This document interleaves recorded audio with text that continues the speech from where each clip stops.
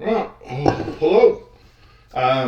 We are going to look at Module 5, specifically Case Problem 2, Troubleshoot 5 of number 2. And that is to open the query trained or sign update query. And what we need to do is modify the calculated column in the query for the trained column. And what we want is we want to make sure that if the trained value is yes, we want it to show signed up. Otherwise, we want it to show, we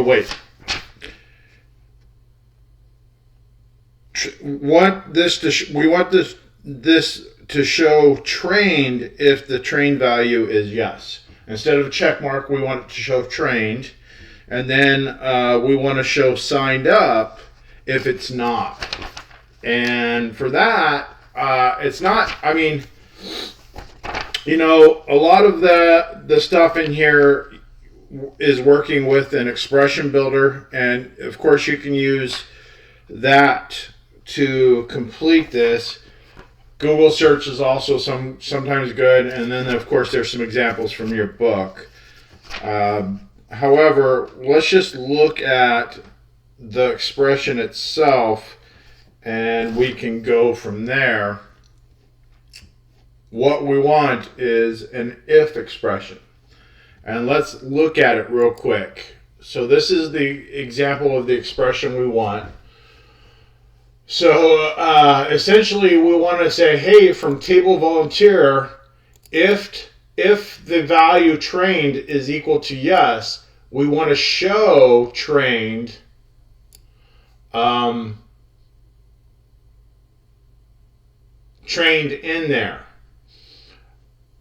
Else we want to show signed up. And that's pretty much it. So this is joining up. The exclamation joins up the field with the table, and then we say, hey, if that is equal to yes, then put trained there. Otherwise, put signed up with the sign up date from the table volunteer and sign up date field.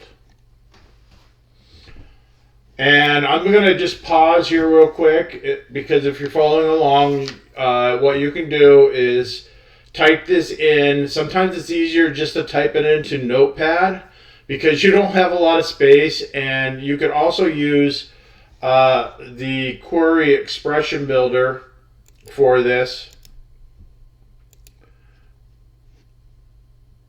And actually, you know what? Hold on just a second. I'll be right back. Okay, so if you wanted to know more about the expression builder, a good thing is to search in Google to bring up different videos, examples, some tutorials, and review some of those. I typed in Microsoft Access Query Expression Builder, and you can go into different examples of using it within your property sheet, within the actual query criteria positions, and it's kind of an easy way of working with it because it allows you to kind of graphically do it. So yeah, play with that. Toy around with it, but then again, at the same time, don't go down the rabbit hole, because Microsoft Access and this query expression builder, one of the main examples or goals of this course is to get you kind of familiar with using a database. In other database classes, I guess what I'm trying to say is Microsoft Access is not your endpoint of knowledge. And this is very much Microsoft Access specific. And one of the main goals that we're getting for you to understand about this course is just the general knowledge of how a database works. And this is Microsoft Access specific. yeah, it's a good thing to know and reference yourself on to get an idea on how to build a query, and maybe and a good idea on how if statements work, etc., etc. However, you're going to have training along the way that uses different tools as well. So don't go down the rabbit hole, I guess is what I would say. Let's go ahead and get into our example and complete this. And what we'll do is we will go to the expression. I'm going to just copy it. You guys could type it into Notepad or use the expression builder to help you go through it. And what we're going to do is we're going to bring up access and we're going to go into the query. What we want to do is we want to go into the design view, and here the field is going to be the expression itself. And so I'm going to put this in here, and the expression will pull from the different tables to make the field. So the expression's result is the field that we're putting in. Instead of taking the field directly from the table of the database, or the field inside the table, we are taking and building an expression that uses the field in the table with an if statement and some logic applied to it. So I'm going to simply paste this in, and well, why do you not like me?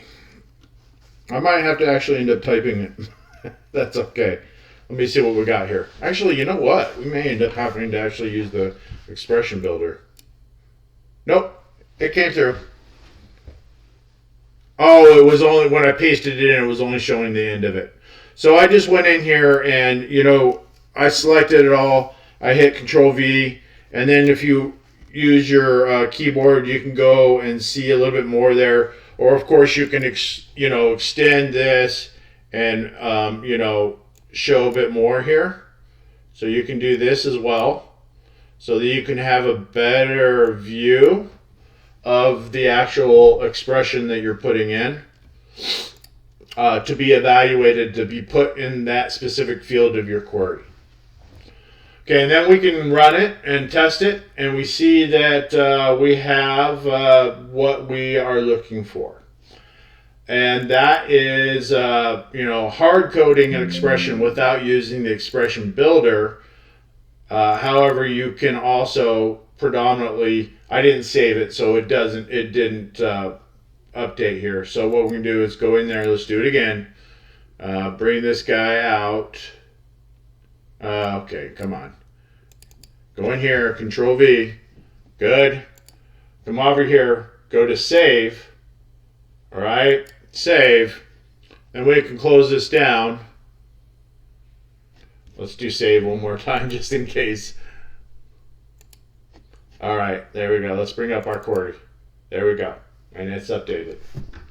Okay, guys. All right, that was case problem 2, number 2, troubleshoot 5. All right, take care. Bye-bye.